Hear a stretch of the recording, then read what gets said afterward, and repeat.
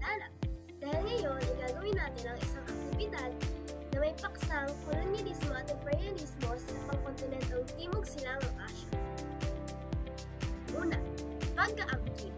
Ang pag-aangkin ay tumutukoy sa pagmamay-ari ng isang teritoryo at ito rin ang pundasyon ng imperyo.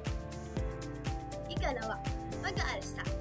Ang pag-aalsa ay tumutukoy sa pagmamagsiklaban sa pananakop ng mga kolonisador. Ito rin ay isang direktang reaksyon sa patakarang kolonyal. Ikatlo, pag-aangkop. Ito ay tumutukoy sa pagbabagay ng kalagayan ng pananakop. Ito rin ang paraan ng mga kolonisador upang mapanatili ang kanilang kontrol sa kolonya. Ika-apat, soberanya. Ang soberanya ay tumutukoy sa kapangyarihan ng namumuno sa sarili nito nang walang paghihimasok mula sa ibang estado. Ika-lima, kultura at kolonyalismo. Ito ay tumutukoy sa impluwensya ng mga kolonisador na kultura ng mga kolonisado.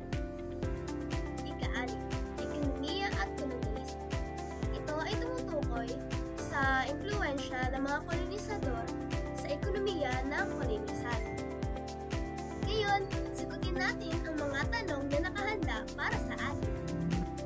Unang tanong, ano ang masasabi mo tungkol sa mga salitang binigyang kahulugan? Ikalawang